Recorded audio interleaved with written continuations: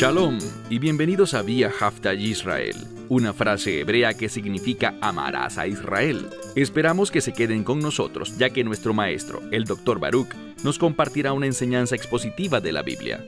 El Dr. Baruch es profesor titular del Instituto Sera Abraham, con sede en Israel.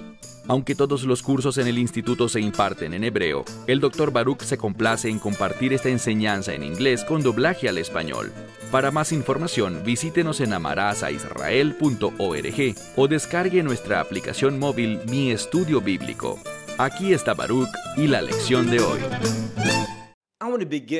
Quiero comenzar compartiéndoles algo personal.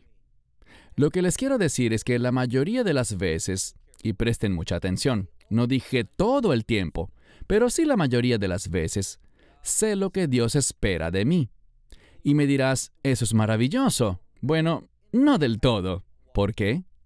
Solo porque sepamos lo que Dios quiere de nosotros, no significa necesariamente que vamos a llevarlo a cabo. Muchas veces, cuando me topo con la palabra de Dios, ¿saben lo que la palabra de Dios y especialmente sus mandamientos me enseñan? Me enseñan lo injusto que soy por mí mismo. Me muestran la naturaleza rebelde que está en mí y que creo que está en toda la humanidad. Además, me recuerda, y espero que a todos nosotros, de nuestra necesidad de un Salvador. Entendamos que por nosotros mismos jamás podremos hacer nada que nos justifique, es decir, que demuestre que somos justos y no necesitamos la misericordia y el perdón de Dios en nuestras vidas, por medio de su Hijo unigénito, el Mesías Yeshua, Jesucristo. Toma tu Biblia y ve conmigo al libro de Lucas, capítulo 10. Libro de Lucas, capítulo 10. Vamos a estudiar una de las parábolas más famosas que compartió Yeshua. Normalmente la conocemos como la parábola del buen samaritano. Entendamos que los samaritanos, en su mayoría, no eran muy serios en cuanto a la palabra de Dios. De hecho, ellos reemplazaron muchas cosas que ordenaba la palabra de Dios por sus propios deseos. Ellos sentían aversión por Jerusalén, por Judá y por el pueblo judío. En otras palabras, en lo natural, ellos eran muy impíos y no estaban comprometidos con la palabra de Dios, ni con la adoración de Dios, como su palabra lo describe y ordena. Pero, solo porque la mayoría de los samaritanos no estaban comprometidos con Dios, no eran obedientes a Dios, no quiere decir que todos eran iguales. Y vamos a ver a un hombre que era una excepción a la norma. Y eso es lo que espero que tú y yo lleguemos a ser, una excepción. La mayoría de la gente en este mundo no está comprometida con la palabra de Dios. No toman seriamente las instrucciones de Dios para la humanidad. Andamos por nuestro camino como nos da la gana.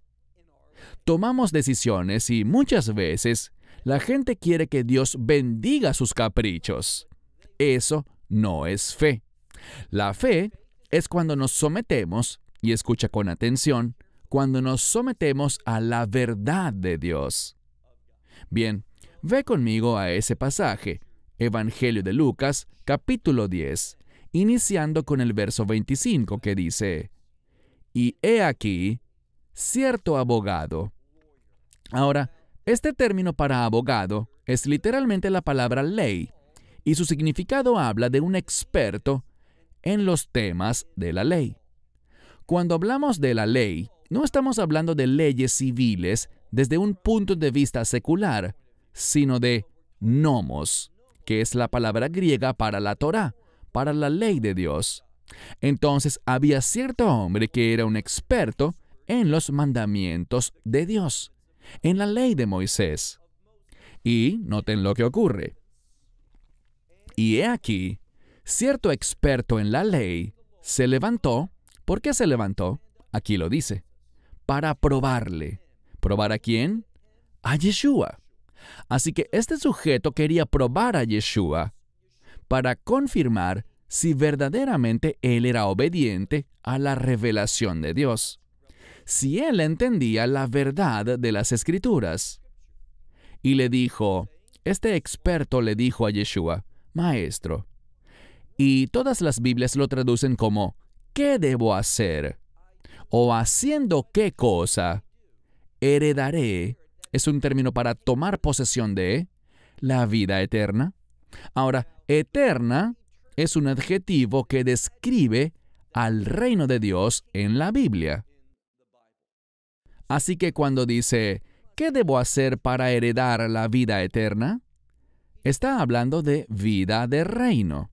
Eso involucra entrar al reino, pero también ser transformados por la realidad del reino, de modo que te empieces a comportar de acuerdo al carácter del reino. Lo interesante es lo siguiente.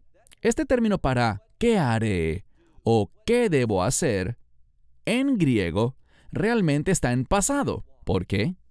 Algunas veces en el idioma griego, los tiempos verbales no están encadenados al tiempo común, sino que tienen un enfoque distinto.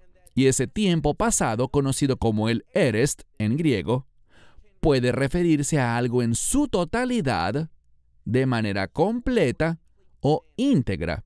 Eso es lo que dice aquí. Este hombre es un hombre ambicioso. Lo veremos en un momento. Y él quiere saber lo que debe hacer con el fin de heredar de manera total, completa y absoluta una vida de reino. ¿Y qué le dice el Mesías como respuesta? Veamos lo que dice el verso 26. Pero, y este es un término de contraste. Verán, la razón por la que se usa esta conjunción es debido a que, en este caso, esta conjunción adversativa demuestra un desacuerdo. ¿Por qué? Él dice, ¿qué debo hacer yo? Mas no se trata de lo que uno haga, sino de lo que uno recibe de Él, por lo que Él ha hecho por nosotros. Entonces, iniciamos con esta conjunción que marca un contraste, donde dice, pero Él le respondió, en la ley, ¿qué ha sido escrito? ¿Cómo lo lees tú? Fíjense, Él lo lleva a la ley. ¿Significa eso que Yeshua considera a la ley como el instrumento para la salvación? Por supuesto que no. En ningún lugar de la Escritura, la ley describe para nosotros los medios, el camino, para ser redimidos por Dios. La ley no es un instrumento de redención. No es un mecanismo que produzca justicia en nosotros. De hecho, si escuchamos lo que dice Pablo sobre la ley, sobre la Torá, a medida que la estudiamos, y debemos hacerlo, es escritura, debemos aprender y tomar en serio toda la revelación de Dios. No creas, como algunos falsos maestros enseñan, que debemos desvincular nuestra fe de la ley de Dios. Eso es una herejía. ¿Qué dice Pablo? Pablo no enseña eso. Esto es lo que Pablo enseña. Pablo dice que la ley es usada para conducirnos a la fe. ¿Por qué? Bien, si creemos que podemos guardar la ley, estamos engañados. De hecho, lo que Pablo enseña es que la ley me hace consciente de mi pecado. Ella me hace entender lo impío que soy y cuán urgido estoy de un Salvador. Así que la ley produce convicción. Nos hace conscientes de nuestro pecado, de nuestra maldad, y nos guía a la fe en el Redentor, en lo que Él ha hecho por nosotros. Por esto es que el Mesías le está preguntando, ¿cómo lees tú la ley? ¿Qué te dice a ti? Y noten lo que ocurre. Él responde bien. Mira por favor el verso 27. Pero él, respondiendo, dijo, ama al Señor tu Dios con todo tu corazón, y con toda tu alma, y con todas tus fuerzas, y con toda tu mente. 4 cosas se mencionan. ¿Por qué? Porque nos está enseñando qué es lo que Dios le instruye a hacer a toda la humanidad, y eso es amarlo completamente.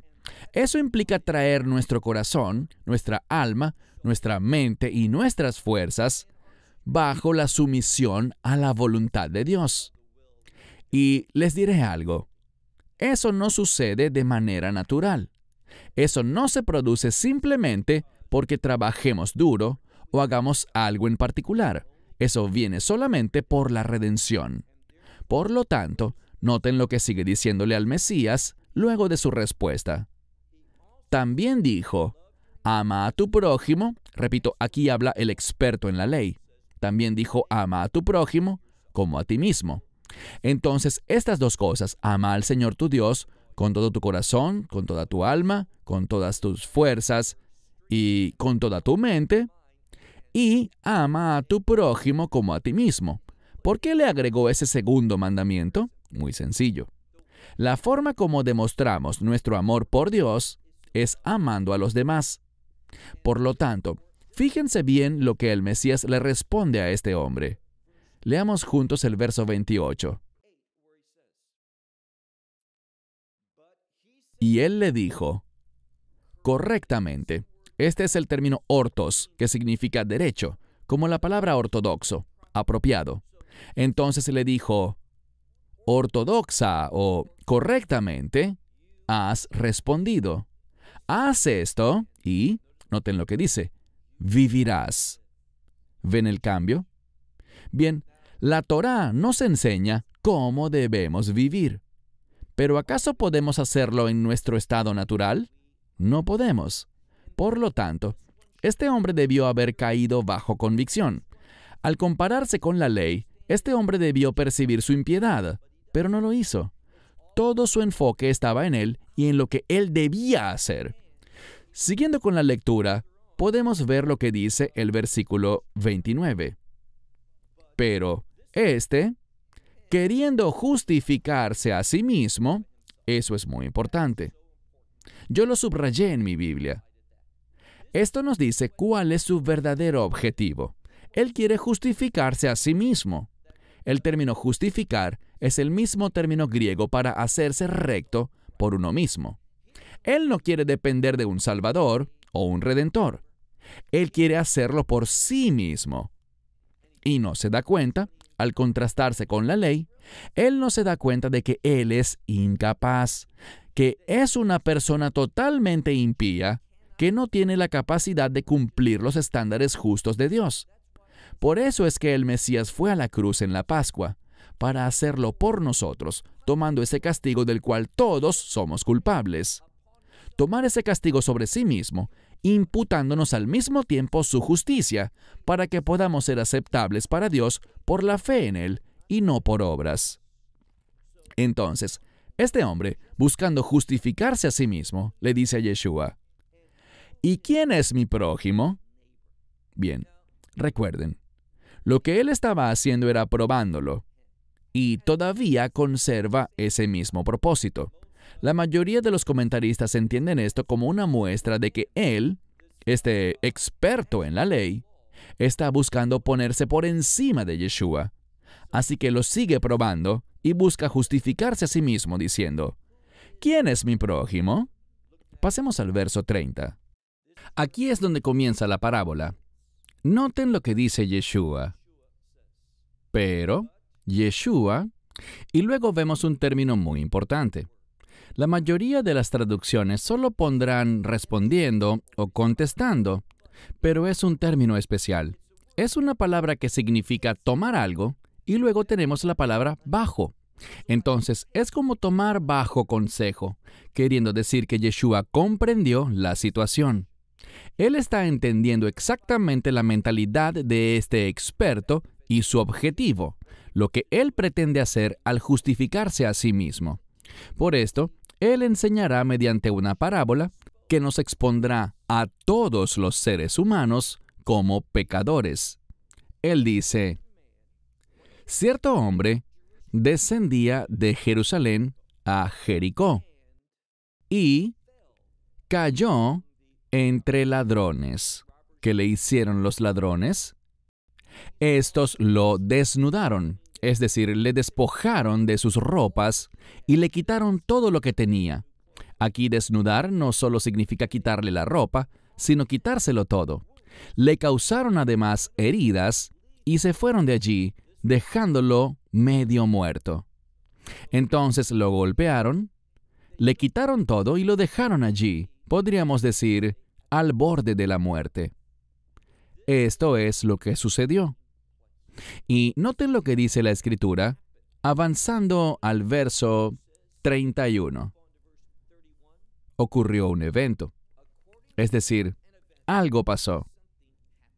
Ya sabemos lo que le sucedió a este sujeto que venía bajando de Jerusalén a Jericó, pero aquí se habla de otro evento, y este evento involucra a cierto sacerdote. ¿Qué estaba haciendo? Descendía por ese mismo camino. Entonces, este sacerdote no estaba subiendo a Jerusalén para servir, no estaba preocupado en proteger su condición espiritual desde un punto de vista ceremonial.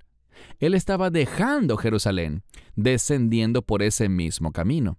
Así que no tenía obligaciones religiosas, aunque yo diría que no tener una obligación religiosa inmediata no lo liberaba de sus deberes.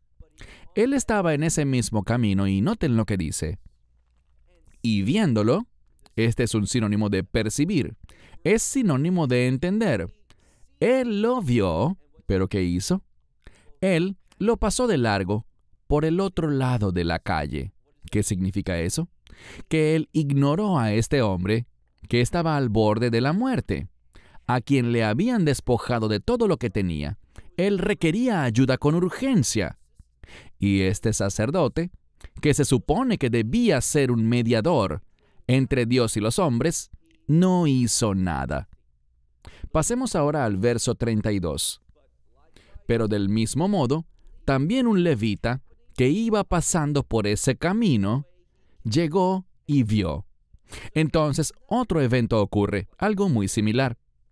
Ahora hablamos de un levita, que también es un siervo de Dios, como los sacerdotes, de esa misma tribu que ha sido apartada para servir a Dios. ¿Pero qué pasó? Del mismo modo, este también lo vio, también lo pudo percibir, pero ¿qué dice aquí que hizo? Leemos que este levita, llegando cerca de aquel lugar y viéndole, pasó de largo al otro lado. Verso 33. Ahora veremos algo que es sorprendente. Dice, pero cierto samaritano, viajando, él vino hacia él y viéndole, fíjense, él venía por el mismo camino, él tuvo la misma experiencia que el sacerdote y el levita, en ese mismo sendero. Pero, ¿qué leemos? Él también lo vio, pero su respuesta fue distinta. Fíjense lo que dice aquí, al final del verso 33. Él fue movido a misericordia. Literalmente lo que dice es esto. Su estómago, su ser interior, en el fondo de su estómago, fue movido, tuvo compasión. Fue conmovido por un deseo de ministrar. Y esto es lo que Dios espera de nosotros. Ahora, ¿esto viene naturalmente? No es así. Esto viene por medio de la fe en Dios, por medio de la obediencia a las instrucciones de Dios. Esto no ocurre naturalmente, sino que es un resultado de la redención. Es debido a que uno ha experimentado la gracia de Dios que seremos movidos a compasión para actuar, conducirnos y demostrar nuestro amor por Dios, amándolo con todo el corazón, alma, mente y fuerzas, amándole y demostrando ese amor con acciones prácticas por nuestro prójimo. Pasemos al verso 34. Y acercándose, es decir, acercándose a este hombre, a esta situación, ¿qué hizo? Él vendó, es decir, él tomó esas heridas, sus heridas, y las vendó. Él mismo se ocupó de él, se involucró. Noten algo. Si subimos al verso 30, dice literalmente que los ladrones le causaron heridas al hombre. Pero aquí es un término distinto para heridas y está enfatizado. La primera palabra para herida que leemos en el verso 30 aparece 22 veces en el Nuevo Testamento. Pero esta segunda palabra para herida que leemos en el verso 34 aparece solamente una vez y nos habla de una herida que es muy grave. Él vio su situación y entendió que él tenía que hacer algo. Fue movido a involucrarse. Así que dice, y acercándose, vendó sus heridas, echándoles aceite y vino. Y lo puso, es decir, a este hombre malherido, este samaritano lo montó en su propia bestia, en su propio animal, y lo trasladó finalmente a un lugar de hospedaje. Y él, el verbo que viene es ministró o cuidó de él. Versículo 35. Al día siguiente, él se retiraba del lugar. Aparentemente tenía que irse, pero no abandonó su compromiso. ¿Qué fue lo que hizo? Él arrojó 2 denarios, es decir, él le dio 2 denarios al encargado de la posada y le dijo, tú, cuídalo, y todo lo que gastes, lo que sea que te cueste, cuando yo venga de regreso, te lo pagaré. ¿Qué está haciendo él? Está haciendo un compromiso. Él lo deja allí, él paga el hospedaje, y 2 denarios significan 2 días completos de salario. Recuerden, los números en la Biblia son importantes. Les he compartido anteriormente que el número 2 nos habla de una dicotomía, o en otras palabras, nos habla de 2 opiniones diferentes o contrastantes. Y aquí vemos al samaritano. ¿Qué está haciendo él? Él tiene una perspectiva muy diferente. Él vive de un modo muy distinto. Al ver a un hombre necesitado, él responde correctamente, de acuerdo con la voluntad de Dios. Él ministra a este hombre herido, gastando de sus recursos. Lo coloca en ese hotel, en esa posada, y luego le da dinero al encargado. 2 días completos de sueldo, con el fin de que el encargado pueda asegurarse de que este hombre esté bien cuidado. Y le dice, cualquier otra cosa que gastes de más, si llegases a incurrir en otros gastos, cuando yo regrese, te lo pagaré. No hay límites. ¿Por qué? Él está totalmente comprometido. Él está demostrando el amor de Dios. Él está mostrando cómo se comporta alguien que está bajo la autoridad de Dios. Hazte una pregunta. Cuando hay una necesidad frente a ti, ¿tiendes a buscar una salida? ¿Pasas de largo y te alejas? ¿Lo ignoras? ¿O eres rápido para involucrarte? Mira ahora el verso 36. Por tanto, el Mesías dijo algo. Por tanto, ¿quién de estos 3 supones tú que era el prójimo de aquel que cayó en manos de los ladrones? Entonces, es una pregunta simple. Yeshua compartió esta parábola y le dijo, ¿quién supones tú? Eso significa pensar, significa considerar algo. ¿Quién piensas tú que ha probado ser un prójimo? Recuerden que esa fue la pregunta. ¿Quién es mi prójimo? ¿Cuál de estos 3, el sacerdote, el levita o el samaritano, probó ser el prójimo del sujeto que cayó en manos de los ladrones? Verso 37, el último por hoy. Y él dijo, aquel que hizo o tuvo de él misericordia. Esta palabra misericordia está relacionada con gracia o con un amor bondadoso. El principio que el Mesías nos está enseñando es el siguiente. Cuando nosotros recibimos el amor de Dios, ¿cómo recibimos ese amor? Por medio de la fe en el Mesías. Nos volvemos una nueva criatura, lo cual nos convierte en siervos redimidos de Dios, a quienes Dios entregará los recursos necesarios para servirle a Él.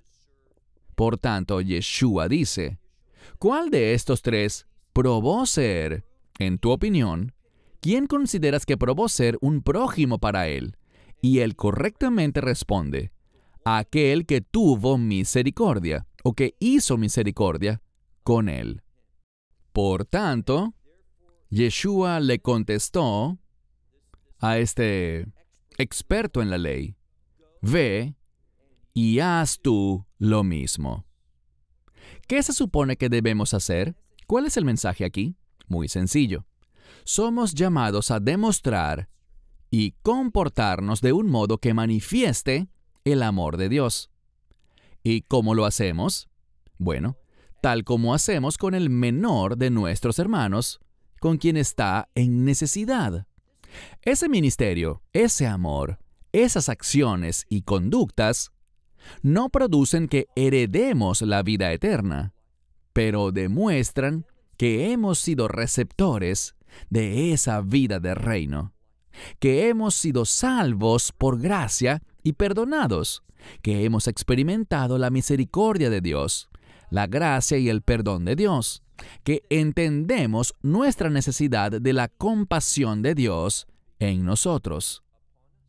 Y como recibimos esa compasión, ahora, mediante ese cambio, por su amor que vino a nosotros, tenemos la capacidad de amar a otros.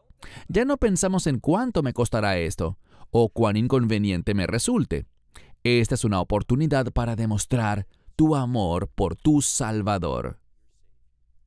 Seamos siempre rápidos y tengamos un sentido de urgencia para responder a aquellos que están en necesidad de amor. Amémosles mediante nuestra ayuda en cualquier situación en la que se encuentren. Dispón a meter la mano en tu bolsillo, sacando parte de tus finanzas para bendecir a otros. Así es como demostramos nuestra salvación. Así es como demostramos nuestro amor por Dios. Ora al Señor para que abra tus ojos para estas oportunidades para demostrar tu amor por Él. Me despido con esto hasta la próxima. Shalom. Shalom. Esperamos que te hayas edificado con el mensaje de hoy y lo compartas con otros. Te invitamos a seguir nuestros estudios cada semana por este canal y por el portal de YouTube de Amarás a Israel. También puedes descargar nuestra aplicación móvil gratuita, Mi Estudio Bíblico. Finalmente, para obtener más información sobre nosotros, visita nuestra web amarasaisrael.org, donde encontrarás otras conferencias de Baruch en audio, video y texto. Hasta el próximo programa. Que el Señor te bendiga en Yeshua HaMashiach, Jesús el Mesías, mientras caminas con Él. Shalom desde Israel.